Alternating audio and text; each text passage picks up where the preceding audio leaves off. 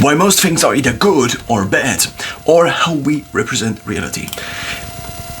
In the simplest form, one could say on the one side we have reality itself, on the other side we have our mental models of reality. Now in between those two there is a conversion happening. This conversion could be happening with our senses, for example. It could also be happening by communication or via communication. Let's take this pen, for example. This pen is normal size for a pen. What does normal mean? What is the normal size for a pen, and on what variables or what constraints does this depend on? If we had a very large pen, then a very large pen would maybe be this long. If we had a very short pen, then a very short pen would maybe be this long. But why is it this short, and why is it not 2 micrometers? Why is a pen not 2 kilometers long? I think it depends on a few things. In this case, it depends on our height. So our height kind of determines how short and how big our hands are useful for. So if we have, let's say, 2 meters of height, and we have hands that are also 2 meters of height, then the hand itself is something that cannot really be controlled but also fueled by the body any longer very efficiently. So therefore the hand is a little bit smaller. Also, maybe the hand is the one thing that determines how big our body is, since we interact so much with our hand, but probably it's not. Probably it's a lot of things. So now, if we assume a certain distribution, and distribution is just how things usually are in terms of how many things there are that are maybe in one metric larger, in one metric lower. It doesn't, or larger and lower.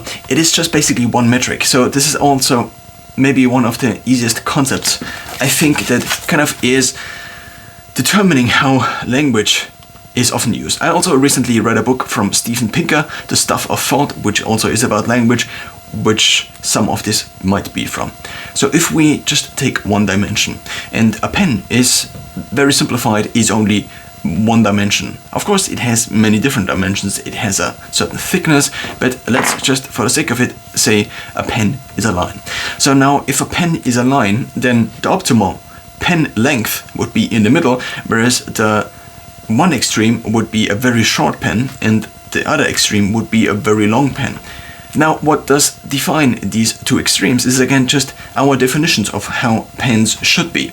So there are a lot of different constraints again, the size of our human hands, and why are human hands sized like this? Is it maybe due to gravity? Is it maybe the relationship between the sun and the earth, and the fact that now we are water-based beings that just happen to have or just happen to be housed on Earth, therefore we can reach a certain height that is kind of optimal for the different processes. Therefore, the thing we then designed in order to utilize as things that we can then use to write just happens to be in a certain length range. So now, the medium point, what is the medium point in a one-dimensional model like this? The medium point is basically the balance point, the optimal point. But this balance point, this optimal point, is not really something that is static. It is something that also could change. Let's say over the last hundreds of years, the average human height increased, and that's actually to some extent, I think, the case. Mostly, I think, due to nutrition, but I'm not exactly sure about this. Therefore, the ideal balanced pen that maybe fits directly into the palm of your hand might have changed a little bit, and also there might be different pens now existing that also might alter the characteristics of what we consider a normal or balanced pen. So now this might also change over time, as basically the definition of this whole framework kind of changes. Now on the short side, or let's just say here, we have a very short pen, and here we have a very long pen.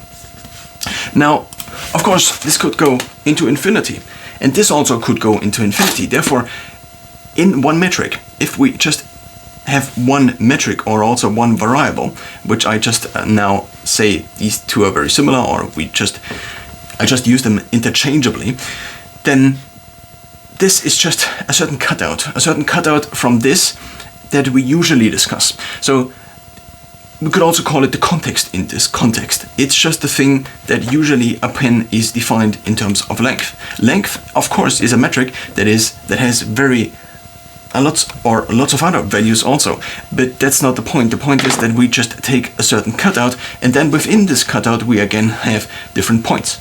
Now, there might be an argument to be made that the relationship between a balanced pen and a short pen and a balanced pen and a long pen might be slightly different. So the optimal point might be not the same length from both sides, and this is where we meet basically the second dimension.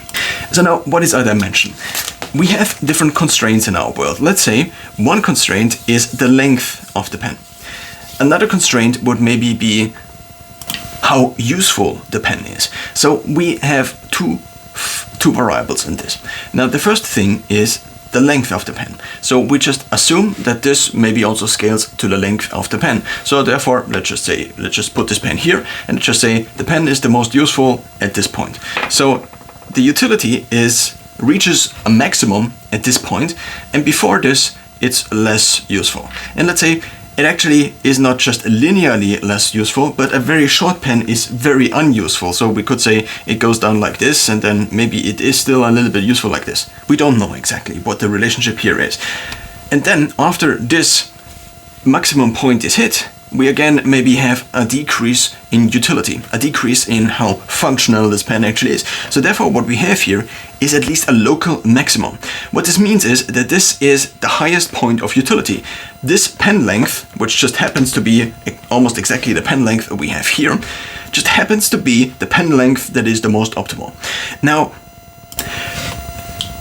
the second variable we have here happens to be also output variable, we could say. So it's kind of the result of this. So utility is also already a word that encompasses a lot of different things. Utility is often the thing we search for, we want in something. I have a phone because it has a certain utility. I have this mouse here because it has a certain utility. And compared to all the other mices out there, it has basically the highest utility. Maybe there is another mouse out there which might have a bigger utility to me, a bigger use, a better function to me. But I don't have this other mouse, so therefore this is the one that has the biggest utility. Depending on what we define in the utility function, what are the different variables that determine how useful something is to me, and in this case the availability, for example, is something that is very useful, depending on what we define as the characteristics. And of course we also have maybe counterweights. So this means we could now say there are different things that make up a pen. This is only two-dimensional, but it could be multi-dimensional. If we have 3 dimensions, then we can still represent this graphically. Then we can say, okay, there is, instead of this being flat here, there is actually a point here. And this point here is basically a mountaintop. And the third characteristic could be maybe the thickness. So we also have an ideal thickness. But as the thickness here scales basically up, the ideal thickness might be here, and then thickness of, let's say, this big might be here. So the optimal point might sit around here. Of course, there could also be, again, different relationships. But this then gets very complicated real quick. And this is, I think, one of the reasons we have such easy models often. And this is maybe one of the reasons why so many things are good or bad. Now, we first have to define something.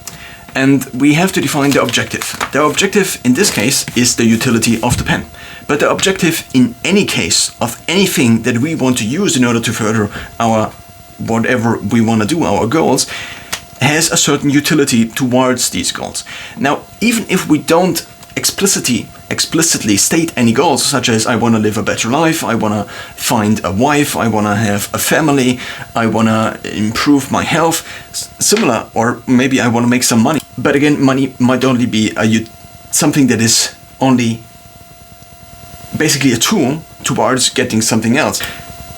Then this provides us a framework with which we can then judge whether the thing is useful or not useful. So, what is a good pen? A good pen is a pen that basically fulfills all the things that are useful for a given pen. Of course, a pen now is designed maybe mostly by humans, but also one could argue we just used the infrastructure that is the already existing physics in our universe, and we just built on top of this. So there is maybe only a partial construction element of us humans in every single pen we have here. It is also designed in a way that if it falls down, it usually doesn't break. Why does it fall down? Because of gravity. Why does gravity exist? It goes on and on. So if we then have anything, such as a pen, then we always, not always, but usually have a certain objective. And since we already have lots of objectives programmed kind of into our mind, such as increase evolutionary fitness, such as therefore find a partner, such as therefore make some income because then you can nurture a family and children and so on and so forth. One could now also argue language itself is kind of built around models of reality. As language itself models reality, and also we have limited computing power, we describe many things with these very simple one-dimensional models. There is an optimal point. This optimal point might have lots of different dimensions. It might be a multi-dimensional 1600 dimensional thing that is kind of in between those, and of course we can only kind of think in 3 dimensions. But then the optimal point is just the balance point. And the balance point is not so. Let's go back to this maybe. We have long and we have short. But couldn't you also just say long is just the opposite of short and short is the opposite of long? So the question now is, why do we have these 2 words? And did people come up with these words in multiple languages independently from each other? So basically both words describe the same variable, how long something is or how short something is. Now, as both describe the same variable, short usually describes the lower end of a variable, whereas we also could use additional things like very short or very, very short. So basically we could use additional words to increase the length in this case, or decrease the length in this case. So we could say very, very short, very, very short, but as we go along this line, the words also become less frequent in use, you could say. Because if we just would say, okay, you have to say 16 times very, very short for a certain length, then we could also just come up with something that actually describes the thing more accurately. Let's say, in terms of saying that is something is 16 times very short in length, then we obviously also would need to have something that we compare it to. Why would we not just compare it to maybe the length of this here, or the length of this here, or the length of my foot, for example? And this is where we meet common variables or common units of measurement, such as feet. Because it becomes very hard to reference on the large scale that goes until minus infinity and until plus infinity, and we have a balance point in between, we might as well say, okay, here is one point on this gigantic line, and this one point is our foot length. And if we then compare everything against our foot length, then at least we have some value or some part of this line which we can kind of understand, and we don't have to say everything is very, very, very, very, very, very, very, very, very, very short compared to very, very, very long. So again, the question is whether these 2 words came up independently of each other. We also have lots of other words. Of course, short and long are 2 kind of very basic words. One could also say these pairs of words that describe usually the same metric should be named in a way that it is actually clear that these are 2 opposites. So therefore the information that these are actually the kind of extremes of both of the same thing would be more obvious. So we could call the one thing short, the other thing anti-short. And this, of course, is very useful or unuseful, or happy or unhappy, or fragile or anti-fragile, or good or ungood, or bad or unbad. You get the idea. Sometimes we have these pairs of words and sometimes we don't have them. Sometimes if we don't have them, we have these anti-combinations or uncombinations, and sometimes we don't have these combinations at all. Sometimes we have word pairs that seemingly kind of aim at the same metric, such as good and evil, but actually they don't, because it's actually good and bad, and evil and what would be the bad, what would be the good, or what would be the religious, or what would be the equivalent of bad. So the equivalent of bad with a kind of religious undertone would be evil, because evil is something that is partially at least derived probably from religion. So the counterpart that is good would maybe be spiritually good, or sanctuarily, or something like this, or heavenly. Summary. Reality is complex. We have reality on the one side, which we probably cannot really see, because If you are, let's say, a certain type of insect, then you can see ultraviolet light. But we cannot see ultraviolet light, so therefore what reality actually is, and the part of reality we see, is only a part already. Then we also have models of reality in our head, which sometimes don't overlap at all, which then leads to us maybe hallucinating, for example, or also believing things that are actually not based in reality, such as, everybody thinks my haircut is not good. But if we then take such a thing as a haircut, then we could simplify a haircut to an optimal haircut, a suboptimal haircut, and well, that's already it. Because suboptimal in this regard defines both ends of the spectrum. We have a haircut. Let's just say the haircut has a certain utility. Let's just say the haircut, or let's just say for the sake of this is now not a metric. This is basically different haircuts just lined up on kind of the same scale here. So if we have different haircuts, then we have this one has a utility of this, which is the metric that includes the perception, but also the practicality, but also how good you feel in this haircut, but also lots of other things. And then we have a utility here, then we have a utility here, and what we basically land on is kind of a step function which doesn't entirely step, because it also has other things as well going. And the optimal haircut therefore is this one. If we now have an optimal haircut, and the haircut obviously now is not a very good example, so let's just go back to the pen. If we have a pen, then the pen has a certain length. As we increase the length from -infinity to +infinity, we find an optimal point. This optimal point doesn't have to be, or doesn't have to just look like this. It could also have a different function. It could also look like this, for example. It could also look like this. Or it could also just be a function that has just one point like this, but this makes things complicated already again. So therefore, let's just assume we have a Gaussian distribution, which is kind of the standard distribution, which actually represents kind of many things in reality. It looks a little bit more like this. About 2/3 are under this bell, because it kind of looks like a bell, and then the other 2/3 are kind of split between those two, if I get this correctly. So the third is kind of split in between those two, and 2/3, 66%, are usually within this here. So if you then would sample all the pens that exist in this world, then you would get kind of a very similar distribution to this. There might be some children's pens which would be very large. There might also be some children's pens which, not for the sake of being just large, but actually being fitted to children's hands, which happen to be smaller usually, would be very small. And most of adults range in between, I don't know, 160 and 175 centimeters. I think the average is somewhere in between 160 and 170 centimeters worldwide. Therefore, derived from this, partially, is then the ideal length of a pen. And the ideal length of a pen is then the optimal point.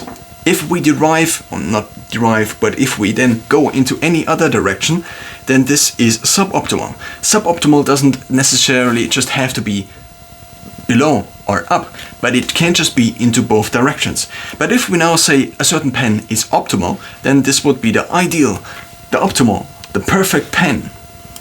The neutral point, you could also say, but neutral again is something that is, well, what is even neutral? If we could go then a little bit on one side and a little bit on the other side, then we might have already a word that describes this deviation from this optimal point. In this case, the pen is too long. In this case, the pen is too short. But in this case, the pen is not too good or too ungood, too worse. But of course, a pen can also be too good, or can a pen be too good? Not really, because good already describes the optimal point. So therefore, you cannot be more optimal than the optimal point, because it's kind of a circle. You define the optimal point as the optimal point, and then you say something is more optimal, which doesn't make sense. Based on all of this, now sell me this pen.